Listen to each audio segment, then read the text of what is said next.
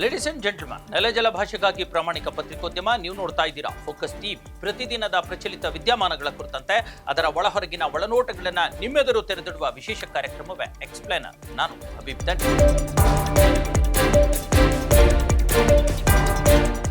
Republic of Ballari ಮಾಡಿಕೊಂಡಿದ್ದಾರೆ, ಅದಕ್ಕೋಸ್ಕರ ಪಾದಯಾತ್ರೆ ಮಾಡಿ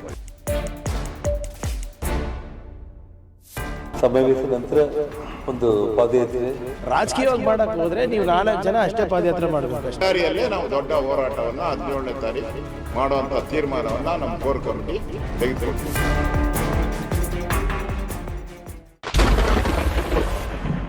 ಎಸ್ ವೀಕ್ಷಕರೇ, ಈಗ ಮತ್ತೊಂದು ದೊಡ್ಡ ಸುತ್ತಿನ ಪಾದಯಾತ್ರೆಗೆ, ಹೋರಾಟಕ್ಕೆ ಬಿಜೆಪಿ ಸಜ್ಜಾಗ್ತಾ ಇದೆ.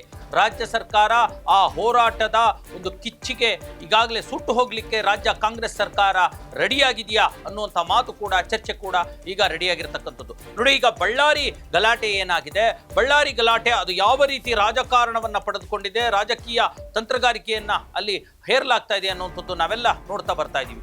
ಈಗ ಬಳ್ಳಾರಿಯಿಂದ ಬೆಂಗಳೂರಿನವರೆಗೂ ಪಾದಯಾತ್ರೆ ಮಾಡಲಿಕ್ಕೆ ಈಗ ಬಿಜೆಪಿ ನಾಯಕರು ರೆಡಿಯಾಗಿರ್ತಕ್ಕಂಥದ್ದು. ಅಲ್ಲದೆ ಅಲ್ಲಿ ಏನು ಈಗಾಗಲೇ ಗಾಲಿ ಜನಾರ್ದನ ರೆಡ್ಡಿ, ಶ್ರೀರಾಮುಲು ಮತ್ತಿತರ ನಾಯಕರಿದ್ದಾರೆ. ಅಲ್ಲಿ ಬಿಜೆಪಿಯನ್ನ ಮತ್ತೆ ಬಳ್ಳಾರಿಯಲ್ಲಿ ಮರುಸ್ಥಾಪಿಸೋದಕ್ಕೆ ಎಲ್ಲ ರೀತಿಯ ತಂತ್ರಗಾರಿಕೆಯನ್ನ ಮಾಡ್ತಾ ಇರತಕ್ಕಂಥದ್ದು. ಹಾಗಾಗಿ ಈಗ 17ರ ಒಂದು ಏನು ಪ್ರೊಟೆಸ್ಟ್ ಇದೆ, ಪ್ರೊಟೆಸ್ಟ್ ನಂತರ ಏನು ಬಳ್ಳಾರಿಯಿಂದ ಬೆಂಗಳೂರಿನವರೆಗೂ ಪಾದಯಾತ್ರೆ ಇದೆ. ಇದಕ್ಕೆ ಈಗ ಸರ್ವಸನ್ನದ್ಧವಾಗಿ ರಾಜ್ಯ ಬಿಜೆಪಿ ಏನು ಟೀಮ್ ಇದೆ, ಆ ಟೀಮ್ ಮತ್ತು ಬಳ್ಳಾರಿಯಲ್ಲಿರ್ತಕ್ಕಂಥ ಬಿಜೆಪಿ ಕಾರ್ಯಕರ್ತರು ಮತ್ತು ನಾಯಕರು ರೆಡಿಯಾಗಿರ್ತಕ್ಕಂಥದ್ದು. ಇದೆಲ್ಲದಕ್ಕೆ ಈಗ ಬೆಂಬಲವಾಗಿ ಒಂದು ದೊಡ್ಡ ಒಂದು ಸಪೋರ್ಟ್ ಸಿಕ್ಕಿದೆ. ಅದು ಯಾರದ್ದು ಅಂತಂದ್ರೆ ಕೇಂದ್ರ ಬಿಜೆಪಿಯದ್ದು. ಬಿಜೆಪಿಯ ಹೈಕಮಾಂಡ್ ಕೂಡ ಈಗ ಈ ಒಂದು ಹೋರಾಟಕ್ಕೆ ತನ್ನ ಬೆಂಬಲವನ್ನ ಸೂಚಿಸಿದೆ. ಇದು ಇವತ್ತಿನ ದೊಡ್ಡ ಸುದ್ದಿ. ಬಿಜೆಪಿಯ ರಾಷ್ಟ್ರೀಯ ಕಾರ್ಯಾಧ್ಯಕ್ಷ ಕೂಡ ಆಗಿರ್ತಕ್ಕಂಥ ನಿತಿನ್ ನಬೀನ್, ಮುಂದಿನ ದಿನಗಳಲ್ಲಿ ಅವರೇ ಈಗ ಬಿಜೆಪಿಯ ರಾಷ್ಟ್ರೀಯ ಅಧ್ಯಕ್ಷರು ಕೂಡ ಆಗುವಂಥದ್ದು. ಸ್ವತಃ ನಿತಿನ್ ನಬೀನ್ ಇವತ್ತು ಫೋನ್ ಮಾಡಿ ರಾಜ್ಯದ ಸಹ ಉಸ್ತುವಾರಿಯನ್ನು ಹೊತ್ಕೊಂಡಿರ್ತಕ್ಕಂಥ ಸುಧಾಕರ್ ರೆಡ್ಡಿ ಅವರಿಗೆ ಫೋನ್ ಮಾಡಿ, ಜೊತೆಗೆ ಜನಾರ್ದನ ರೆಡ್ಡಿ ಅವರಿಗೂ ಜೊತೆಗೂ ಕೂಡ ಮಾತನಾಡಿದ್ದಾರೆ. ನಿಮ್ಮ ಹೋರಾಟ ನೀವು ಖಂಡಿತ ಮಾಡುವಂಥದ್ದು, ಈ ರೀತಿಯ ದೌರ್ಜನ್ಯ ಸಹಿಸೋದಕ್ಕೆ ಸಾಧ್ಯ ಇಲ್ಲ. ಯಾವ ರೀತಿಯ ಸಪೋರ್ಟ್ ಬೇಕಿದ್ರು ನಾವು ಮಾಡ್ತೀವಿ. ನೀವು ರಾಜ್ಯ ಕಾಂಗ್ರೆಸ್ ಸರ್ಕಾರದ ವಿರುದ್ಧ ಜನಾಂದೋಲನವನ್ನ ಬೇಕಿದ್ರೆ ರೂಪಿಸಿ, ನಿಮ್ಮ ಪ್ರತಿಭಟನೆಯನ್ನ ಮುಂದುವರಿಸಿ, ನೀವು ಬೇಕಿದ್ರೆ ಯಾವುದೇ ರೀತಿಯ ಒಂದು ಹೋರಾಟಕ್ಕೆ ನಮ್ಮ ಸಪೋರ್ಟ್ ಇದೆ ಅನ್ನುವಂಥ ಒಂದು ಮಾತನ್ನ ಸ್ವತಃ ನಿತಿನ್ ನಬೀನ್ ಹೇಳಿದ್ದಾರೆ ಅನ್ನುವಂಥ ಮಾಹಿತಿ ಈಗ ಬಿಜೆಪಿ ವಲಯದಿಂದ ಕೇಳಿ ಬರ್ತಾ ಇದೆ. ಒಂದು ವೇಳೆ ಹೀಗಾದ್ರೆ ರಾಜ್ಯ ಸರ್ಕಾರಕ್ಕೆ ಮತ್ತೊಂದು ದೊಡ್ಡ ಕಂಟಕ ಎದುರಾಗಲಿದೆ. ಇದರ ಜೊತೆಗೆ ನಿತಿನ್ ನಬೀನ್ ಹೇಳಿರ್ತಕ್ಕಂಥದ್ದು ಜನಾರ್ದನ ರೆಡ್ಡಿ ಅವರಿಗೆ, ನಿಮ್ಮ ಹೋರಾಟದ ಬಗ್ಗೆ ರಾಜ್ಯದ ಅಧ್ಯಕ್ಷ ಆಗಿರ್ತಕ್ಕಂಥ BY ವಿಜೇಂದ್ರ ಅವರೊಂದಿಗೆ ಚರ್ಚೆ ಮಾಡಿ ಮತ್ತು ಬಿಜೆಪಿಯ ಇತರ ರಾಜ್ಯ ಹಿರಿಯ ನಾಯಕರೊಂದಿಗೂ ಕೂಡ ಚರ್ಚೆ ಮಾಡಿ ರೂಪುರೇಷೆಯನ್ನ ಒಂದು ರೆಡಿ ಮಾಡಿಕೊಂಡು ನೀವು ಹೋರಾಟವನ್ನು ಮಾಡಿ ಅನ್ನುವಂಥ ಮಾತು ಹೇಳ್ತಿದ್ದಾರೆ. ಏನಾಗಿದೆ, ಈ ಬಳ್ಳಾರಿ ಇಶ್ಯೂವನ್ನೇ, ಅದರಲ್ಲಿ ಇರ್ತಕ್ಕಂಥ ಸರ್ಕಾರದ ವೈಫಲ್ಯವನ್ನೇ ದೊಡ್ಡ ಮಟ್ಟದಾಗಿ ಬಿಂಬಿಸಲಿಕ್ಕೆ ಮತ್ತು ರಾಜ್ಯ ಸರ್ಕಾರವನ್ನ ಇಕ್ಕಟ್ಟಿಗೆ ಸಿಗಿಸ್ಲಿಕ್ಕೆ, ಕಾಂಗ್ರೆಸ್ ಪಕ್ಷವನ್ನ ಇಕ್ಕಟ್ಟಿಗೆ ಸಿಗಿಸ್ಲಿಕ್ಕೆ ಈಗಾಗಲೇ ಬಿಜೆಪಿ ರೆಡಿಯಾಗಿರ್ತಕ್ಕಂಥದ್ದು. ಈಗ ಕೇಂದ್ರ ಹೈಕಮಾಂಡ್, ಬಿಜೆಪಿ ಹೈಕಮಾಂಡ್ನ ಬೆಂಬಲ ಕೂಡ ಸಿಕ್ಕಿರೋದ್ರಿಂದ ಅವರಿಗೆ ಒಂದು ರೀತಿ ಆನೆ ಬಲ ಬಂದ ಹಾಗಾಗಿದೆ. ಹಾಗಾಗಿ 17ನೇ ತಾರೀಕು ಈಗ ಬಿಜೆಪಿ ಎಲ್ಲ ರೀತಿಯ ಪ್ರತಿಭಟನೆ ಮತ್ತು ಪಾದಯಾತ್ರೆಗೆ ರೆಡಿಯಾಗಿದೆ. ಇದ್ರ ಜೊತೆಗೆ ಅವರ ಒಂದು ಬೇಡಿಕೆ ಏನು ಅಂತಂದ್ರೆ, ಏನು ಈಗಾಗಲೇ CID ತನಿಖೆಯನ್ನು ವಹಿಸಿದ್ದೀರಾ, CID ತನಿಖೆ ಮೇಲೆ ನಮಗೆ ನಂಬಿಕೆ ಇಲ್ಲ, CBI ತನಿಖೆಗೆ ಈ ಒಂದು ರಾಜಶೇಖರ್ ಶೂಟೌಟ್ ಪ್ರಕರಣವನ್ನ ಒಂದು ವಹಿಸಿ, ಅದರ ಜೊತೆಗೆ ಏನು ನಿಮ್ಮ ಶಾಸಕ ಇದ್ದಾನೆ, ಕಾಂಗ್ರೆಸ್ ಪಕ್ಷದ ಶಾಸಕ ಇದ್ದಾರೆ ನಾರಾ ಭರತ್ ರೆಡ್ಡಿ, ಅವರನ್ನ ಬಂಧನ ಮಾಡಬೇಕು, ಅಲ್ಲಿವರೆಗೂ ನಮ್ಮ ಹೋರಾಟವನ್ನ ನಿಲ್ಲಿಸೋದಿಲ್ಲ ಅನ್ನುವಂತಹ ಒಂದು ಮಾತನ್ನ ಈಗ ಜನಾರ್ದನ ರೆಡ್ಡಿ ಹೇಳಿರ್ತಕ್ಕಂಥದ್ದು. ಈ ಹಿನ್ನೆಲೆಯಲ್ಲಿ ಈಗ ರಾಜ್ಯದ ನಾಯಕರು BY ವಿಜೇಂದ್ರ ಆಗಿರಲಿ, ಪ್ರತಿಪಕ್ಷದ ನಾಯಕ R ಅಶೋಕ್ ಆಗಿರಲಿ, CT ರವಿ ಆಗಿರಲಿ, ಇಲ್ಲಿರ್ತಕ್ಕಂಥ ಸ್ವತಃ BS ಯಡಿಯೂರಪ್ಪನವರು ಸೇರಿದಂತೆ ಬಹುತೇಕ ರಾಜ್ಯದ ಬಿಜೆಪಿ ನಾಯಕರು ಅಲರ್ಟ್ ಆಗಿ ಈ ಇಶ್ಯೂವನ್ನ, ಅಂದ್ರೆ ಬಳ್ಳಾರಿಯ ಪ್ರೊಟೆಸ್ಟ್ ಅನ್ನ, ಬಳ್ಳಾರಿಯ ಪ್ರತಿಭಟನೆ ಮತ್ತು ಪಾದಯಾತ್ರೆಯನ್ನ ರಾಜಕೀಕರಣಗೊಳಿಸಿಕೊಳ್ಳಲಿಕ್ಕೆ, ತಮ್ಮ ಪಕ್ಷಕ್ಕೆ ಲಾಭವನ್ನಾಗಿ ಮಾಡಿಕೊಳ್ಳಲಿಕ್ಕೆ ಎಲ್ಲ ರೀತಿಯ ಒಂದು ತಂತ್ರಗಾರಿಕೆಯನ್ನ ರೂಪಿಸ್ತಾ ಇದ್ದಾರೆ. ಹಾಗಾಗಿ ರಾಜ್ಯ ಸರ್ಕಾರ ಮತ್ತೆ ಇಕ್ಕಟ್ಟಿನಲ್ಲಿ ಸಿಲುಕಿಕೊಳ್ಳುವಂತ ಎಲ್ಲ ಸಾಧ್ಯತೆಗಳು ಕೂಡ ಇರತಕ್ಕಂಥದ್ದು. ಇದೇ ತಿಂಗಳು 17ನೇ ತಾರೀಕು ಬಳ್ಳಾರಿಯಲ್ಲಿ ಒಂದು ದೊಡ್ಡ ಮಟ್ಟದ ಪ್ರತಿಭಟನಾ ರ್ಯಾಲಿ ಮತ್ತು ಅದರೊಟ್ಟಿಗೆ ಈ ಪಾದಯಾತ್ರೆ ವಿಚಾರಗಳೆಲ್ಲದರ ಬಗ್ಗೆ ಸೇರಿ ನಾಳೆ ನಾಡಿದ್ರಲ್ಲಿ ಒಂದು ರೂಪುರೇಷೆಗಳನ್ನು ತಯಾರು ಮಾಡಿ ಮಾಧ್ಯಮಗಳಿಗೆ ನಾನು ತಿಳಿಸ್ಕೊಡ್ತೀನಿ.